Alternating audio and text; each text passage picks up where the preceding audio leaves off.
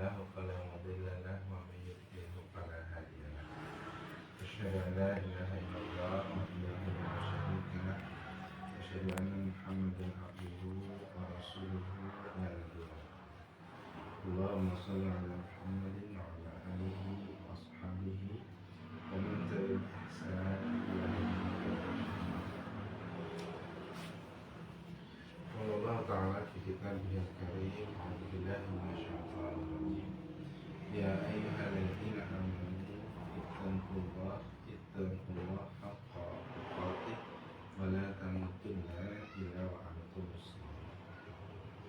وقال أيضا: يا أيها الناس اعبدوا ربكم الذي خلقكم من نفس واحدة وخلق منها زوجها وبث منهما رجالا كثيرا ونساء واتقوا الله الذي تساءلون به والأرحام إن الله كان عليكم رقيبا.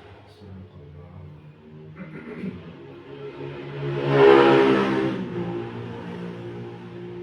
Alhamdulillah, segala puji bagi Allah Subhanahu wa Ta'ala atas segala limpahan karunia-Nya, rahmat-Nya serta hidayah-Nya. Kita bisa berkumpul kembali siang hari ini dalam keadaan sehat walafiat. Semua yang kita ikhlaskan Allah, insya Allah apa yang kita lakukan akan mudah di sisi Allah Subhanahu. Dan setiap langkah kaki kita, setiap putaran roda kendaraan kita menuju tempat ini akan menjadi penutup dosa. Rasulullah SAW pernah bersabda, "Inna hasanah yudhibu sayyi'ah."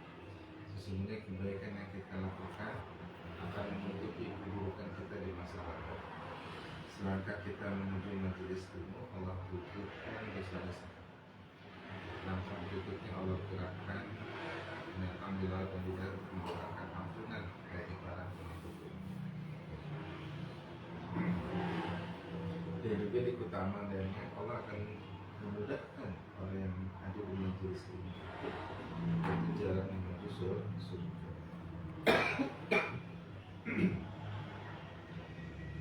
Man salaka thariqan yaltamisu fiha ilman sahhala lahu bihi thariqan ilal jannah. Barang siapa yang berupaya berusaha menempuh suatu jalan untuk menghadiri majelis ilmu, sahhala lahu bihi thariqan ilal jannah, maka Allah akan mudahkan baginya jalan menuju surga. Kemudian salawat wassalam pada baginda Rasulullah SAW serta keluarga, sahabat dan orang-orang senantiasa istiqomah mengikuti sunnahnya hingga akhir zaman. Semoga kita senantiasa diberikan kekuatan oleh Allah Subhanahu wa Ta'ala untuk tetap istiqomah dalam mempelajari, mengamalkan apa yang dulu Rasulullah SAW wariskan kepada umatnya, yaitu Al-Quran dan As-Sunnah. Sebagaimana sabdanya, la yuwarithu dinar wala dirhaman. Aku tidak mewariskan dinar dan dirham, walakin yuwarithu Al-Quran wa Sunnah. Tapi aku mewariskan Al-Quran dan Sunnah. Maka barang siapa yang mengambil keduanya, sungguh dia mengambil bagian sangat besar dalam hidup. Maka beruntunglah kita pada hari ini dalam majelis ilmu, karena kita sedang mengambil apa Rasulullah SAW wariskan pada umatnya, yaitu Al-Quran dan As-Sunnah. Baik, maka kita awali majelis kita dengan baca basmalah. Bismillahirrahmanirrahim. Sehat? Alhamdulillah.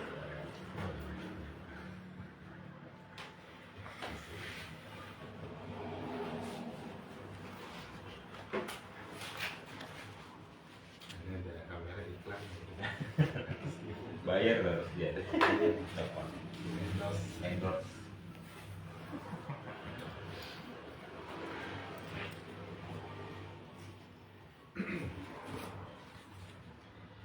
Ya, kemarin kita perdana itu bahas apa? Kesolehan, Kesolehan, kesolehan. kesolehan. Ya, bahwa ternyata ya, kita akan masuk surga itu karena anak kesol. Kesolehan. kita akan dikumpulkan lagi, dipertemukan lagi dengan keluarga kita di surga nanti, ya, karena kesolehan ini. Nah, kesolehan itu merupakan proses. Apa aja tanda-tandanya atau tahapan-tahapannya? Tentunya yang pertama yaitu kita harus mengenali diri kita, atau diri manusia, mengenali diri manusia.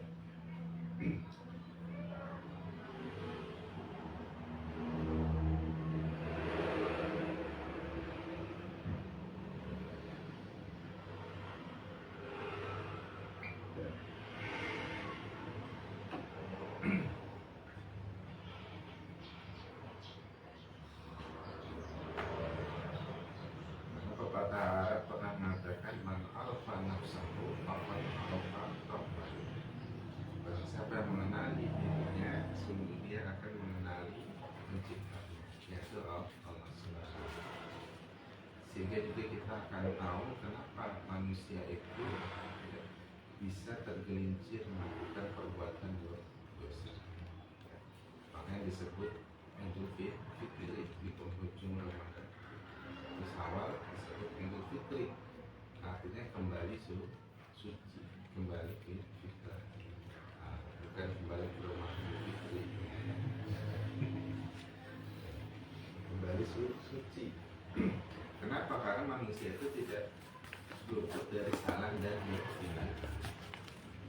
Rasulullah pernah bersabda juga, kullu bani Adam khata'un, fa inna khairal khata'in at-tawwab. Setiap anak cucu Adam itu pasti pernah melakukan kesalahan. Dan sebaik-baik orang yang bersalah adalah orang yang mau memperbaiki diri, yang mau bertaubat.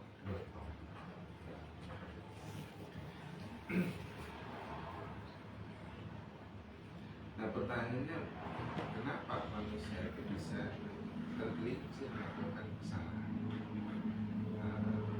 Jawabannya, karena di dalam diri manusia ada dua unsur yang bersebut. Dalam diri manusia ada dua unsur.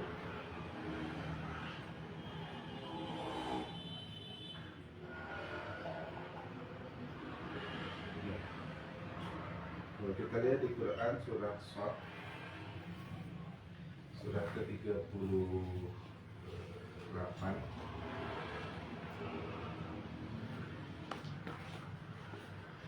ayat 71 sampai 72.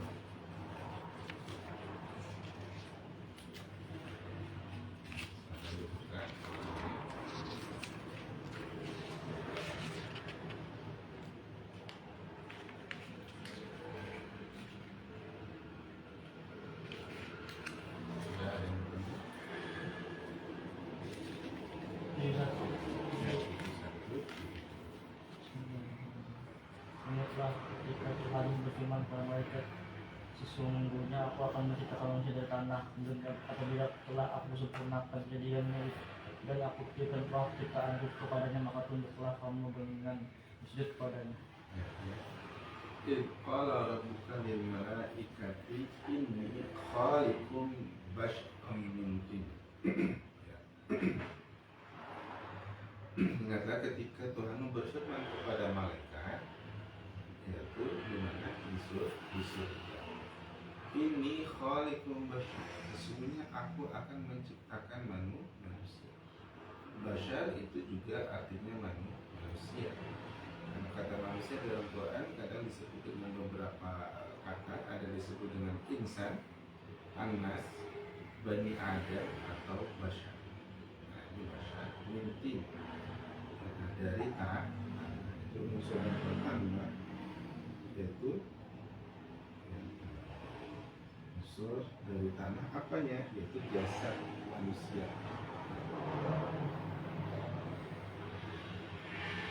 Jasad kita, unsur jasad dia yaitu berasal dari tanah dan akan kembali ke tanah juga. Ya. Tapi yang langsung diciptakan dari tanah hanya Nabi Adam.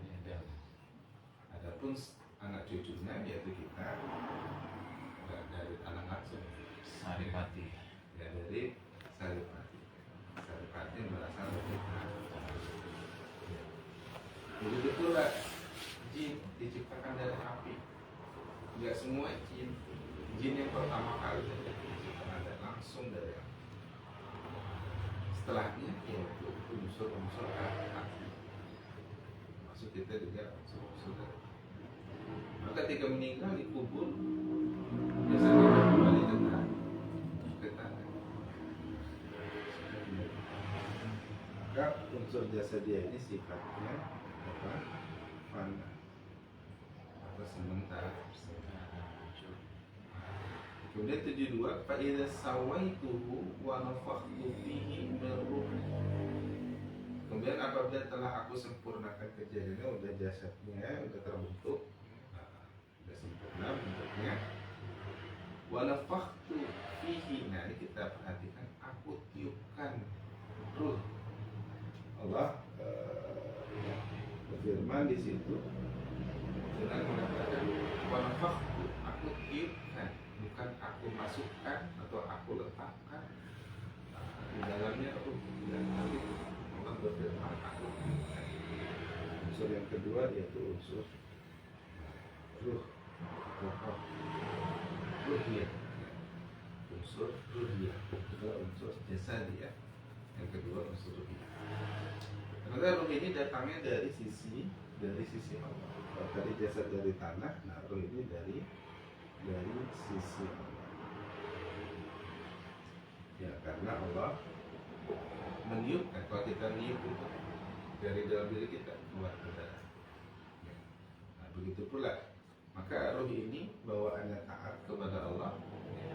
Nah, maka ketika setelah ditiupkan apa firman Allah, faqa'u lahu sajidin, maka duduklah kamu dengan bersujud kepada. Maka Allah perintahkan yang ada di situ sujud kepada Nabi Adam. Usjudu li Adam.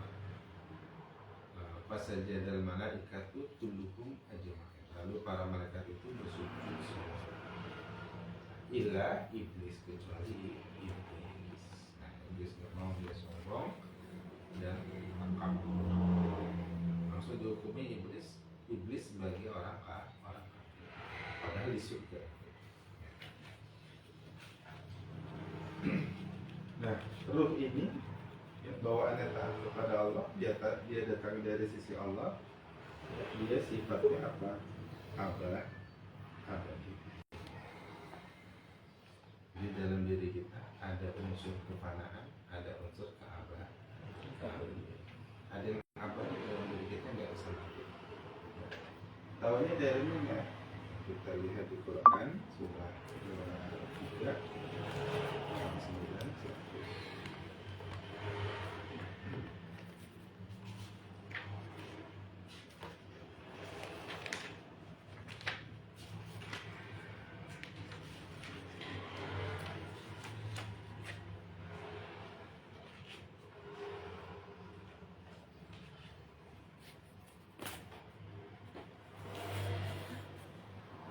Ya, silakan.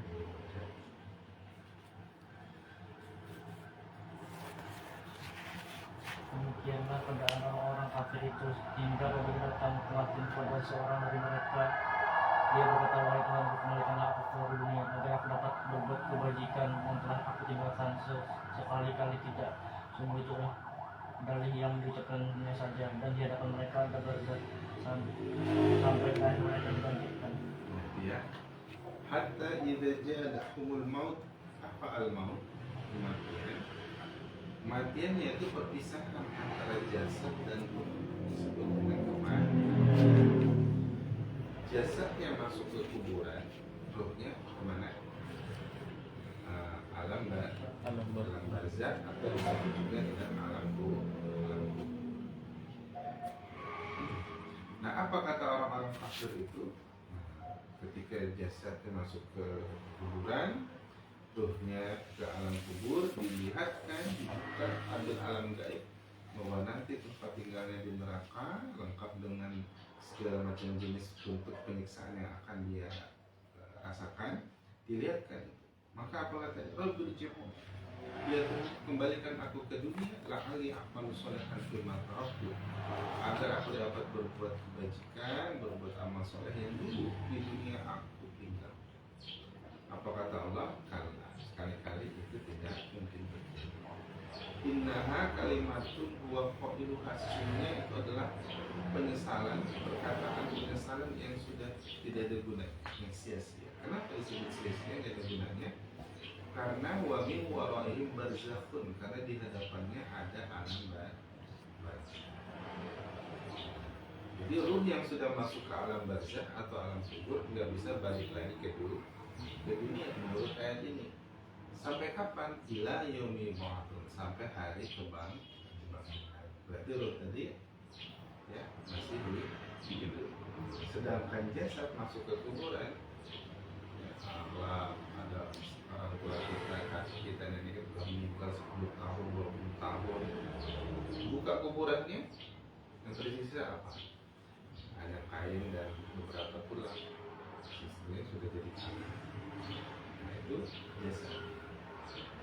Tetapi kalau ruh nanti alam kubur sampai hari dibangkitkan. Ngapain? Ya, nah, antara dua, ya, merasakan nikmat kubur atau azab kubur. Ya.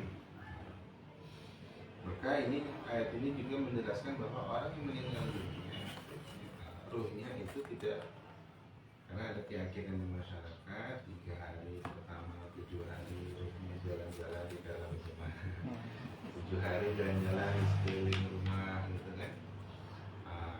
Jadi 7 hari itu ya, kalau yang meninggal orang tuanya ya, beras jangan sampai kosong di rumah, itu sedih.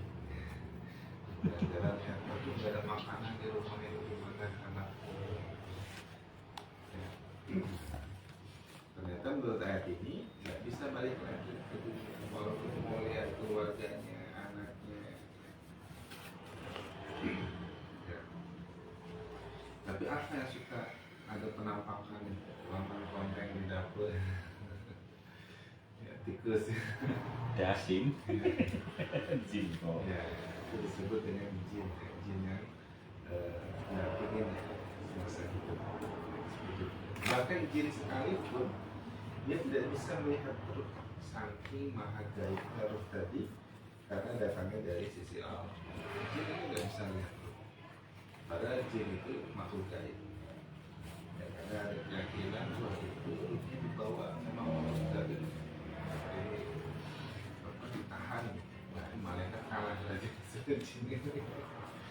Dan malaikat maut yang hampir malaikat maut kalah, cinta sama jin dari semua. Nah, kalau ya, terus bisa ditangkap sama jin, ya berarti kedudukan malaikat lebih rendah dari jin, kalah dia berarti sama jin. Nah, malaikat ini luar biasa ya. Nah, itu. Nah, kemudian yang biasa tadi fana ini di surah An-Nahl, surah An-Nahl ayat 9.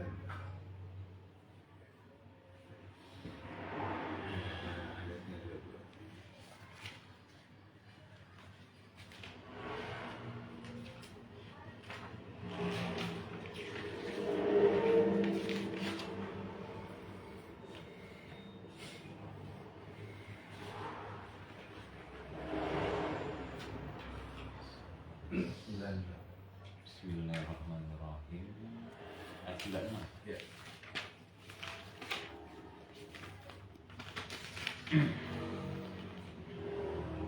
Bismillahirrahmanirrahim. Apa yang ada di sisimu akan lenyap, dan apa yang ada di sisi Allah adalah kekal.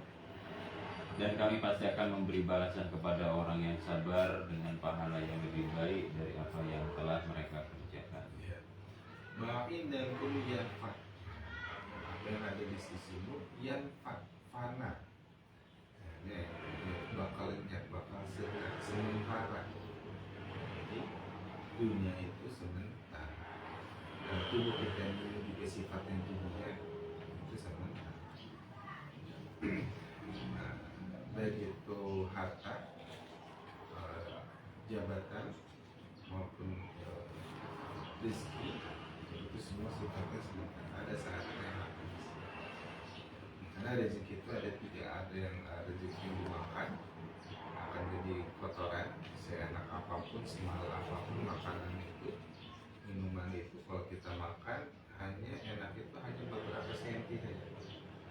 Lewat dari lidah sama semua makanan, mau yang manis, yang asin, yang pahit sama semua. Ya. Dan pasti besok pagi dibuang.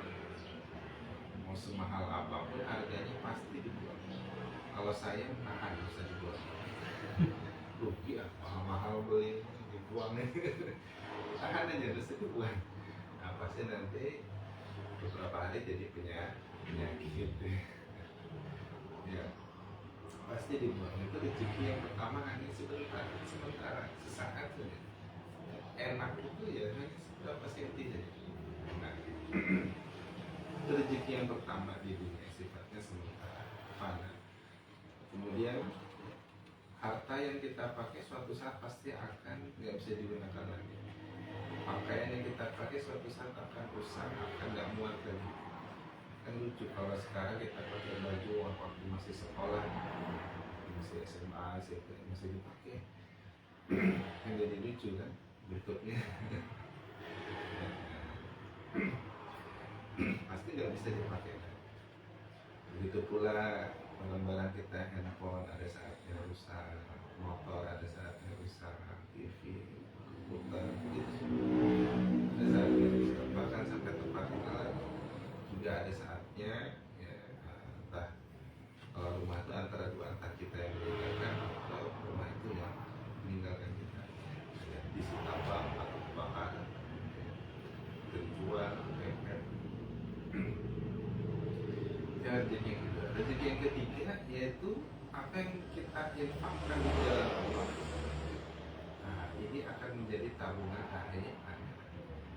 Karena di ayat itu dikatakan wa ma indallahi baq, dan apa yang ada di sisi Allah adalah kekal. Kalau kita kirimkan harta kita di jalan Allah, maka dia akan kekal di sisi Allah, akan menjadi tabungan akhirat yang akan kita lihat lagi nanti di sisi. Kata malaikat, hartamu gua gunung tabungan. Nah, karena pahala orang beriman itu kalau dikasihkan di dunia ini nggak cukup, dunia itu mampu karena saking kecilnya dunia. Tapi kalau dikasih di surga, surga itu luas, dan surga itu nggak cuma satu, banyak. Ya, kalau kita baca buku tentang masuk ke surga, ya, berapa luas satu kapling tanah di surga, atau luas rumahnya di surga, ada yang tahu berapa? Ya.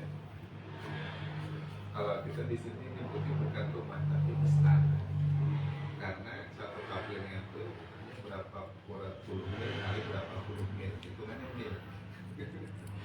Kalau di dunia masih 10 kali 20 ya, tapi kalau di surga mil hitungannya. Karena tadi tabungan ya, nah Allah kasihkan aku di surga. Jadi satu kapling itu buat naruhin ya, harta-harta dia aja yang dia kirimkan ke surga. Ya, 1 mil jadi sampai 1 mil kan. Karena di dalamnya ada sungai-sungai yang ada kebunnya, ada kebun-kebun, dan juga ada istri-istri yang cuma satu istri. Karena tidak ada yang jomblo di surga. Maka sepanjang kita hidup kita abdikan kepada Allah, fisabilillah, di jalan Allah, ya, nggak ada yang jomblo, semuanya sudah ada istrinya di surga. Tapi kalau sudah ada istri di dunia berarti double. Di dunia ada, di surga juga ada. Nah, kalau kita baca buku bertamasya ke surga, jadi istri-istri di surga itu setiap malam itu mendoakan suaminya di dunia ini agar tetap istiqomah. Sampai ketika masuk ke surga, apa kata mereka? Wahai suamiku, begitu lama sudah kami memendam kerinduan ingin berjumpa. Nah itu bukunya itu bagus tuh dibaca itu ya, kontennya. Jadi ya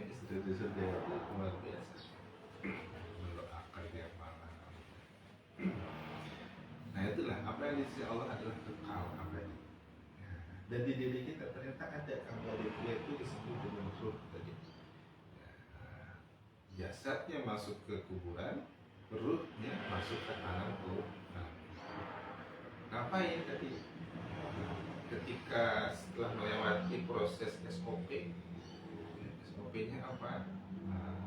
Pertanyaan malaikat. Makanya ketika yang ziarah kubur setelah selesai fardu kifayah dikuburkan, orang terakhir yang pulang dari kuburan, ya, malaikat yang nanya siapa namanya, bukan nanti datang untuk menjalankan sesuatu. Makanya sebenarnya kalau orang tua kita meninggal, usahakan kita terakhir pulang. Karena kalau kita pulang, malaikat datang. Nah, kita pulang, balik lagi kita. Malaikatnya kecil itu masih ada. Nah, ini ngerjain malaikat berarti. Ya, udah pulang balik lagi dia. Bawa tenda lagi yang segini. Malaikatnya nggak nanya-nanya. Nah, pertanyaan SOP sama dinuka, nabi muka, itu pertanyaan-pertanyaan seperti itu. Nah, kalau yang ahli surga bisa jawab, yang bisa jawab apa? Amal soleh. Hingga akhirnya setelah itu semua, makanya kenapa ada orang kalau di Indonesia ya, ada tahlilan sehari, 2 hari, 3 hari, 7 hari sampai 40 hari. Kenapa? Karena diyakini bahwa hari-hari pertama di alam kubur itu hari-hari yang berat. Orang itu butuh bantuan doa dari orang yang hidup, butuh kiriman doa karena hari-hari pertama di hari-hari yang berat, maka butuh kiriman doa terutama dari kalangan karib kerabat, cucu. Nah, setelah selesai SOP, kemudian dilihatkan lagi, ya, tampil alam gaib dibukakan, ini tempat tinggalmu nanti di surga.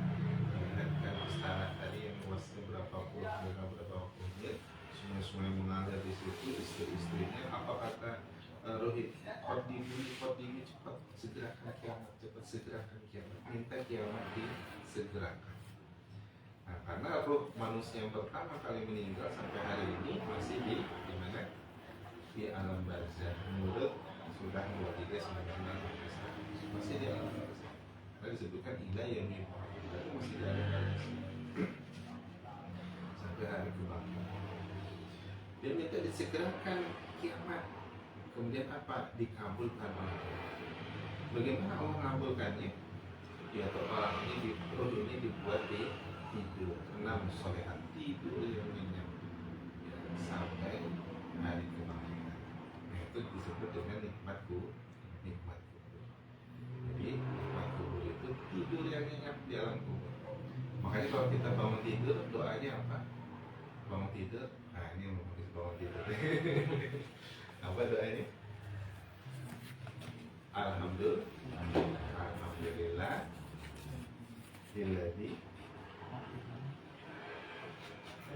ahyana ba'dama amatana wa ilaihi.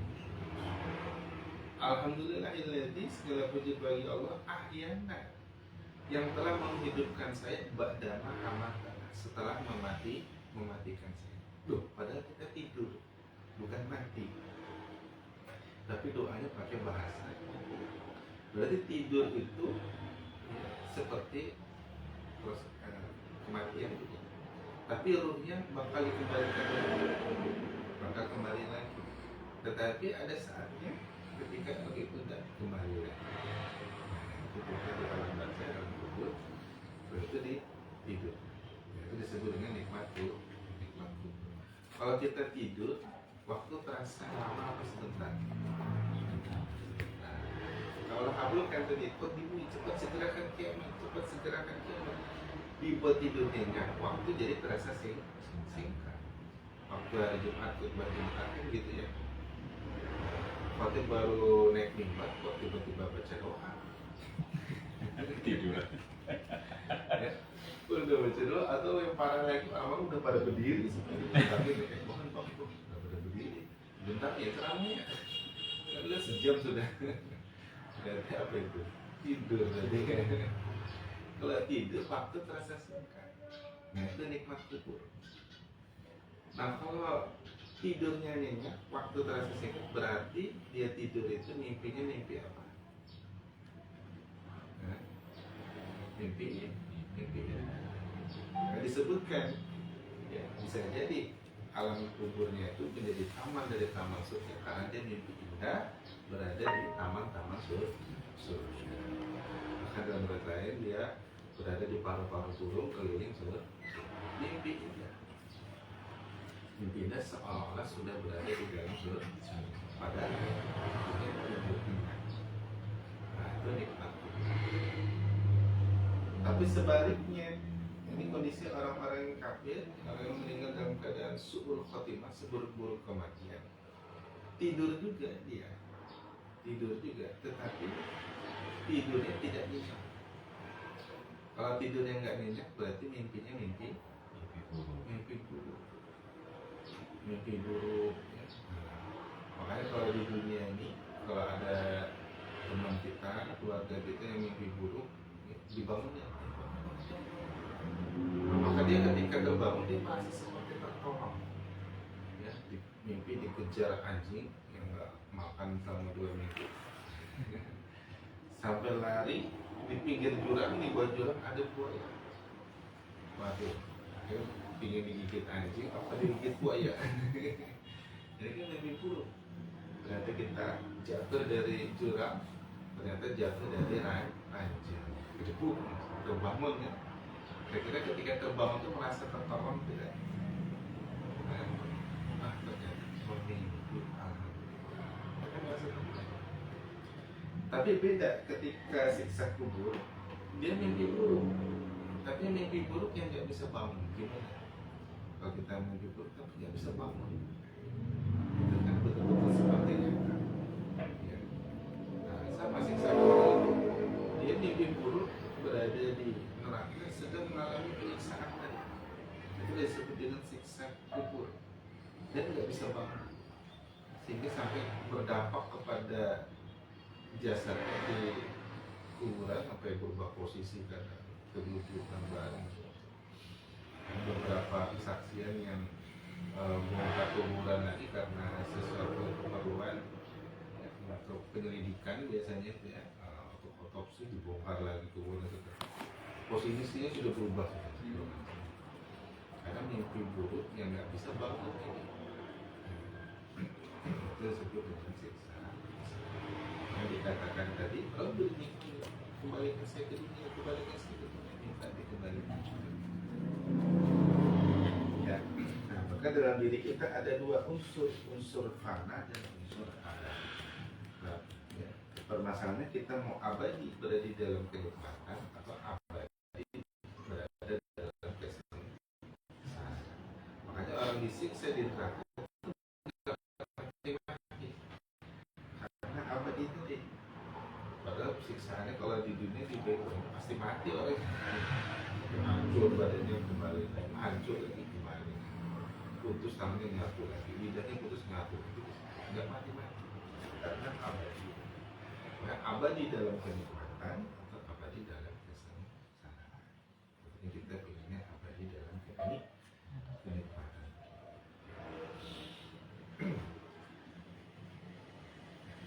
Nah, unsur jasadnya dalam jasad itu ada namanya hawa nafsu.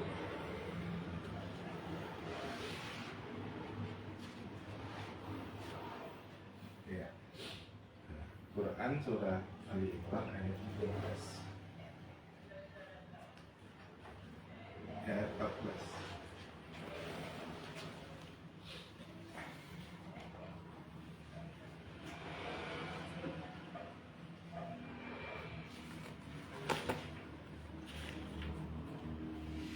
Bismillahirrahmanirrahim. Dijadikan terasa indah dalam pandangan manusia cinta terhadap apa yang diinginkan, berupa perempuan-perempuan, anak-anak, harta benda yang bertumpuk dalam bentuk emas dan perak, kuda pilihan, hewan ternak, dan sawah ladang. Itulah kesenangan hidup di dunia, dan di sisi Allah lah tempat kembali yang baik. Ya. Zuyina, dijadikan rasa indah, sudah dijadikan rasa indah, artinya di dalam jaketnya sudah sudah diinstal sebuah aplikasi di dalam jasad itu yang namanya hawa nafsu, sudah terinstal. Jadi memang sudah fitrah manusia itu suka dengan keindahan, ya. Itu nggak bisa dilarang. Hubus syahwat, cinta terhadap apa yang diinginkan. Hubus syahwat, nafsu syahwat. Minan nisa, berupa perempuan. Kenapa nisa disebutkan rijal enggak? Karena ada rijal di sini. Ya, rijal enggak disebutkan, nisa yang disebutkan. Ya. Apa? Karena perempuan itu atau wanita itu adalah perhiasan dunia. Perhiasan dunia. Dan sebaik-baik perhiasan dunia adalah mar'atus soleha, wanita soleh. Makanya perempuan kan betul-betul diatur, pakaiannya diatur, ngomongnya diatur, jangan sembarang berucap. Kalau keluar rumah pakaiannya diatur, jangan sampai melihatkan aurat, melihatkan lekuk badan gitu ya. Nah, kenapa? Karena dia perhiasan. Yang melihat itu sudah terinstal dalam diri itu suka dengan keindahan. Apalagi kan suka melihat wanita, kan wanita cantik kan lebih suka dilihat, lebih indah gitu kan gitu ya. Makanya kan di medsos kan yang paling banyak pengikutnya kan yang kontennya isinya cewek deh. Oh, banyak ini mengikutnya karena nggak ada pendidikannya, nggak ada mutunya. Karena menjual keindahan gitu. Makanya harus diatur. Ya. Wal banin, anak-anak, kemudian harta benda yang bertumpuk. Kalau laki-laki itu yang nomor satu di dirinya wanita, tapi kalau perempuan, ya, di dalam dirinya nomor satu yaitu harta. Dalam bentuk emas dan perak.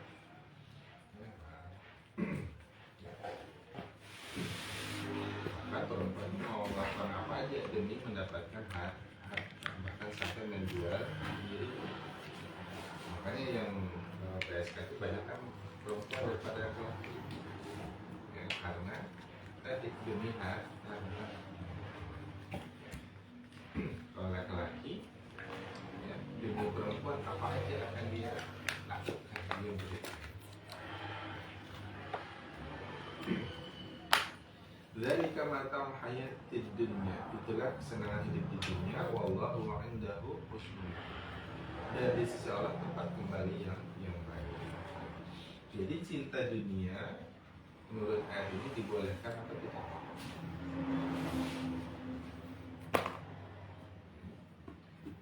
Boleh apa tidak? Cinta dunia, cinta keindahan dunia ini kan keindahannya sifatnya sementara, fana. Boleh apa tidak? Tidak boleh. Ya, kalau berlebihan. Kalau menurut saya ini boleh, tetapi tidak boleh berlebihan. Kenapa? Karena memang sudah fitrah kita. Fitrah manusia itu suka dengan cinta dengan dunia. Maka harus dikontrol, dikendalikan. Karena nafsu tadi apa? Keinginan terhadap dunia itu nggak bisa dihilangkan. Kita ingin makan makanan yang enak, di tempat yang bersih, yang rapi, itu kan apa? Itu kan nafsu, keinginan.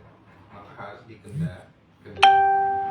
Makanya hikmah puasa kemarin Ramadan sebulan penuh kita di training, dilatih untuk apa? Untuk mengendalikan hawa nafsu, bukan menghilangkan, karena memang nggak bisa dihilangkan. Nah, kadang orang-orang sufi, ya, juhud yang terhadap dunia, salah pengertian. Juhudnya pergi ke pelosok, ke desa, jauh dari perkotaan, ya, karena nggak mau cinta dunia. Akhirnya dia di kota-kota nggak ada yang menguasai, orang-orang yang hapus terhadap dunia. Ya, orang yang gitu malah pergi ke pelosok, ke gua-gua gitu ya. Juhud katanya, ini juhudnya gitu. Juhud itu artinya jangan sampai dunia menguasai hati. Dunia hanya di genggaman. Ya kan? Imam Al-Ghazali di kaki. Kaki. Jangan sampai dunia menguasai hati. Ya, dunia itu di genggaman. Kalau pak punya sepatu baru, sendal baru, pakainya di kaki, jangan taruh di hati. Jadi kalau sendal barunya hilang nggak sakit sakit hati. Nah kebanyakan kan ditaruhnya di hati. Nah ini dunia sudah menguasai. Ke masjid bawa sendal baru, sekalinya hilang, sakit hati. Wow, dia langsung rugi, merasa rugi ke masjid. Akhirnya dia cari sendal yang rada-rada mirip dengan sendal dia pakai juga. Otomatis kan yang tadinya ke masjid nyari ibadah malah dapat dosa.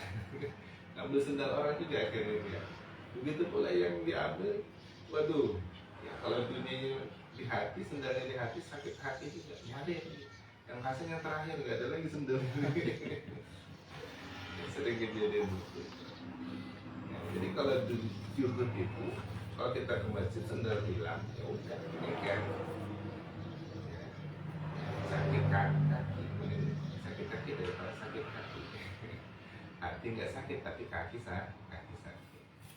Makanya masjid yang bagus itu seperti masjid Berkotarian, barang-barang yang hilang di masjid dia ganti, masjid ganti. Mau sendal, mau motor, diganti dengan yang sama. Nah ini betul-betul pengelolaan masjidnya luar biasa. Jadi dana kas masjid itu betul-betul untuk umat, untuk jamaah masjid.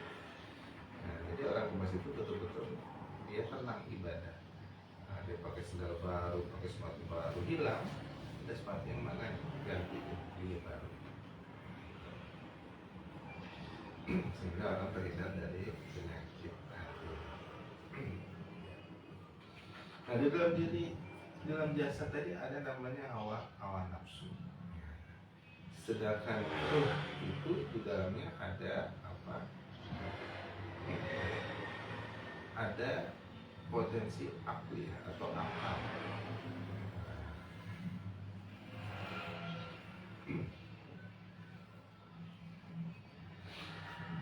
Quran surah 32 ayat 9.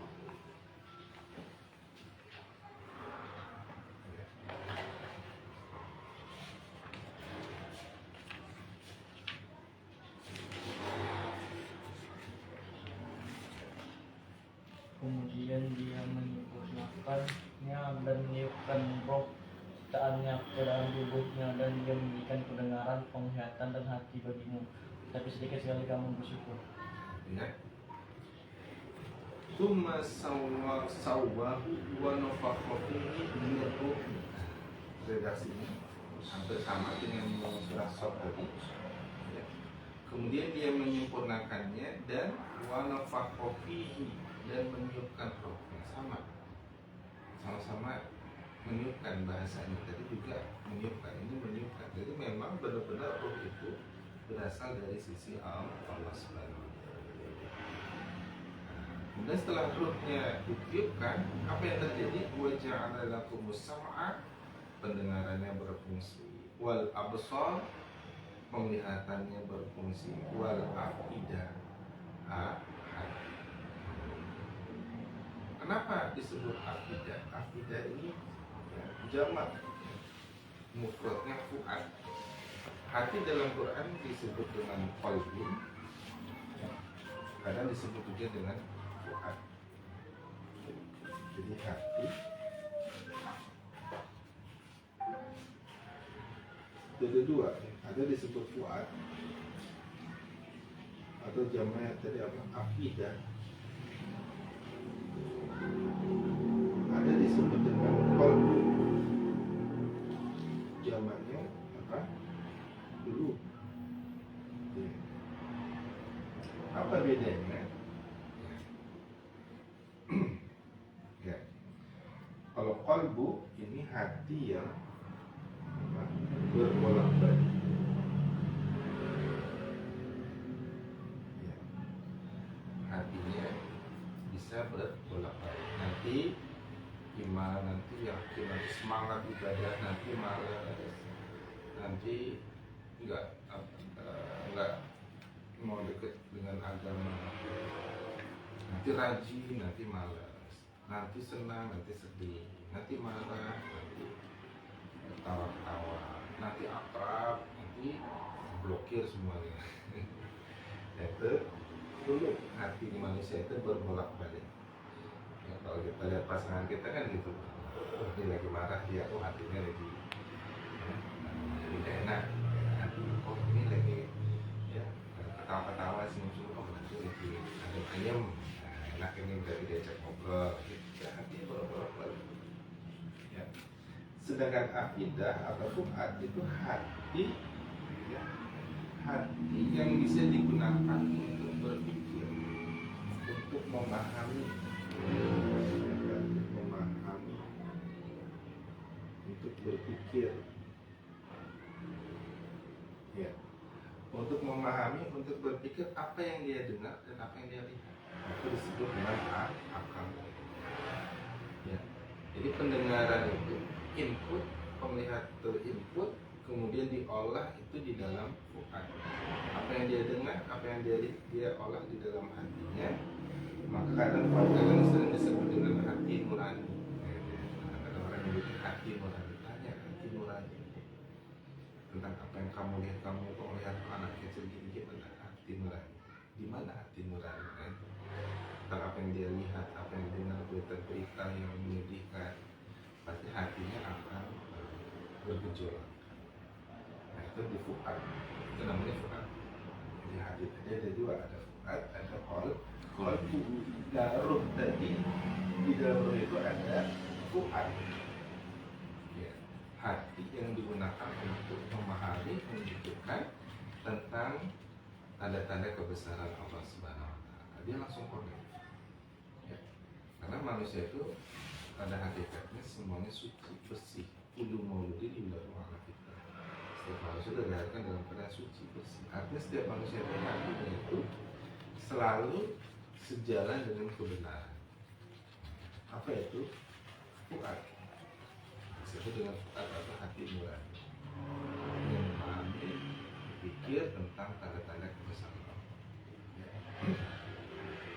Nah sehingga di Quran surah Asy-Syams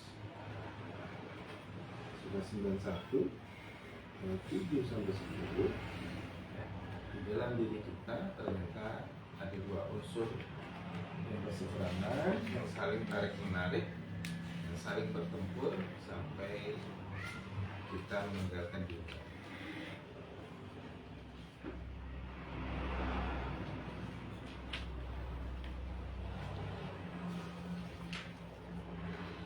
Ya. Dan kemudian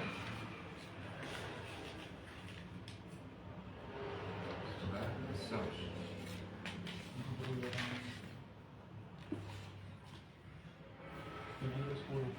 Ya. Demi jiwa serta penyempurnaan ciptaannya, maka dia mengilhamkan kepadanya jalan kejahatan dan ketakwaannya. Sungguh beruntung orang yang memujikannya jiwa itu, dan sungguh rugi orang yang mengotorinya. Surah Asy-Syams ini 15 ayat, diturunkan di periode Mekah sebelum Nabi hijrah ke Madinah. Ayat 1 sampai 7 ini berisi tentang sumpah. Allah bersumpah. Bismillahirrahmanirrahim. Wasyamsi wa duhaha wal qamari idza talaha wan nahari idza jallaha wal laili idza yaghshaha was samai wa ma banaha wal ardi wa ma tahaha wa nafsin wa ma sawaha. 7 kali Allah bersumpah demi matahari, demi bulan, demi siang, demi malam, demi langit, demi bumi, wa nafs, demi jiwa. Nafs itu jiwa, hawa nafsu itu ya, jiwa. Jiwa itu tadi perpaduan antara jasad dan ruh, disebut jiwa. Wa masawwaha, serta penyempurnaan ciptaannya. Artinya setelah 7 kali Allah bersumpah, maka ada informasi yang sangat penting, yang sangat berharga yang ingin Allah sampaikan. Apa itu? Fa'alhamaha fujuraha wa taqwaha. maka Allah mengilhamkan kepadanya, ia kembali ke nafsu tadi, jiwa tadi, dua jalan, dua dorongan, dua yang saling berseberangan, yaitu fujurah wa taqwa, jalan kejahatan dan jalan ketakwaan. Ya. Jalan kejahatan dilatar belakangi oleh unsur jasadiyah, sedangkan jalan ketakwaan dilatar belakangi oleh unsur ruhiyah. Jadi dalam diri kita itu ada dua unsur yang berseberangan, disebut dengan fujurah wa taqwa. Maka kita jangan terlalu berlebihan dalam memuliakan orang soleh, orang alim. Oh ini habib segala macam itu. Kenapa? Karena di dalam dirinya ada dua dorongan, dua jalan. Dia hari ini alim, tapi dia punya potensi untuk menjadi orang jahat, orang jahat. Kenapa? Karena dalam dirinya ada dua dorongan. Begitu pula kalau kita melihat orang ahli maksiat, jangan terlalu kita hinakan. Ini ahli neraka, mabuk aja, judi, mabuk aja hari-hari bergerak. Ya, jangan kita terlalu hinakan. Jangan kita hinakan. Kenapa? Karena dalam dirinya ada potensi untuk menjadi orang baik. Hari ini mungkin dia kelakuannya buruk, nah, tetapi setahun, 2 tahun, 3 tahun akan datang, bisa jadi dia dapat hidayah karena dalam dirinya ada dorongan untuk menjadi orang yang baik, dorongan ketakwaan. Ya. Namun sebaliknya sealim-alimnya orang bisa juga berpotensi menjadi orang buruk karena dalam dirinya ada dorongan fujur, dorongan menjadi orang jahat. Jadi kita biasa saja, jangan berlebihan memuliakan atau berlebihan menghinakan. Pada aflaha man zakkaha, sungguh beruntung orang yang mensucikan jiwa itu, yaitu orang yang menuruti dorongan baik, dorongan ketakwaan. Maka di Ramadan kemarin 1 bulan penuh kita dilatih untuk mengikuti dorongan baik, dorongan ketakwaan. Dikasih motivasi kalau beribadah di bulan Ramadan pahalanya Allah lipat gandakan. Agar apa? Agar kita mau mengikuti dorongan baik di dalam diri kita. Ya, akhirnya kita berusaha membaca Quran, menghatamkan Quran, kita berusaha menghadiri majelis-majelis ilmu, kita berusaha puasa dengan sebaik-baiknya. Ya, itu dorongan. Dan kita dilatih untuk tidak mengikuti dorongan-dorongan keburukan, kejahatan di Ramadan kemarin. Karena kita tidak ingin puasa kita hanya mendapatkan lapar dan haus, tapi pahalanya nggak ada. Nah, maka kita berusaha untuk tidak mengikuti dorongan-dorongan buruk, apalagi setelah puasa. Pada aflaha wa qad khaba man dassaha, dan sungguh rugi orang yang mengotorinya, yaitu orang mengikuti dorongan buruk, yaitu dorongan buruk, yaitu perbuatan dosa. Diikuti sampai akhirnya dia nggak punya kekuatan lagi untuk menolak. Sehingga perbuatan dosa itu menjadi noda di dalam hatinya, sehingga hatinya nggak bersih lagi, nggak saling lagi, tapi menjadi hati yang berpenyakit, banyak orang. Nah, inilah akhirnya kenapa orang akhirnya banyak terjerumus melakukan perbuatan dosa. Ya, mungkin ini dulu yang bisa kita sampaikan, bahwa dalam diri manusia ada dua unsur yang berseberangan, yang saling tarik menarik, ya, antara baik dan buruk. Ya. Jadi ada unsur dorongan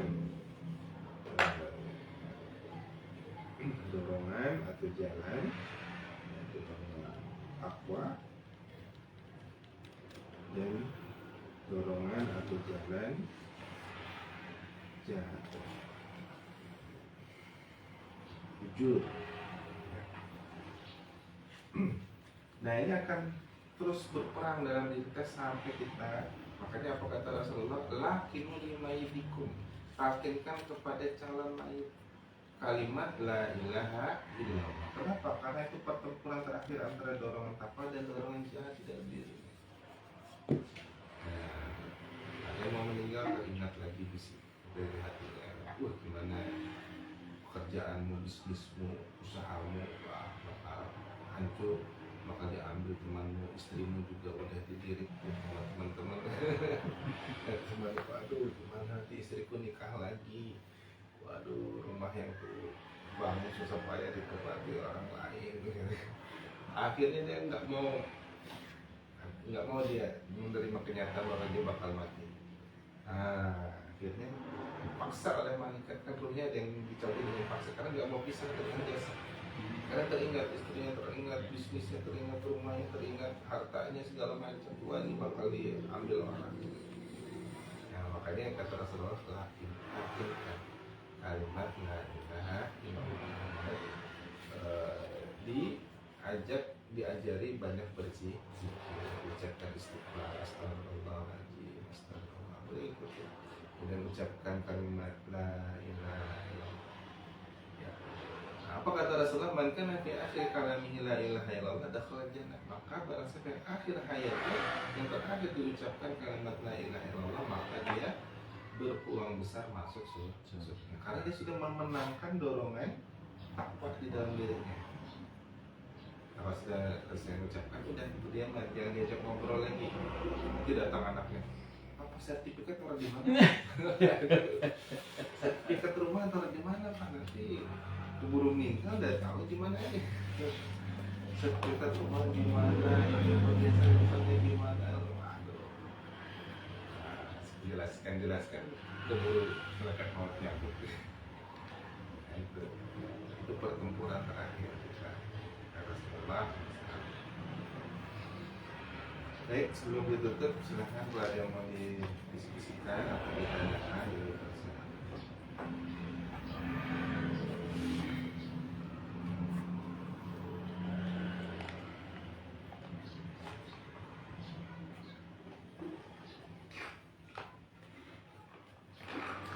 Ya, alhamdulillah. Kalau sudah paham semua. ya. Kalau belum ada sekarang, nanti ada diingat, dicatat, pertemuan selanjutnya disampaikan. Ya. Insyaallah sudah paham, ada? Tidak? Tidak? Baik, kalau ada kita cukupkan. Semoga Allah Subhanahu Wa Taala mengampuni segala dosa-dosa kita, istiqomahkan kita hingga akhir hayat kita bisa meninggal dalam keadaan husnul khatimah. Kalau saya mohon maaf pada kata-kata kurang berkenan, mohon dimaafkan. Kita akhiri dengan baca doa kafaratul majelis. Subhanallahumma wa bihamdika asyhadu an la ilaha illa anta astaghfiruka wa atubu ilaik. Alhamdulillahirabbil alamin. Wassalamualaikum warahmatullahi wabarakatuh.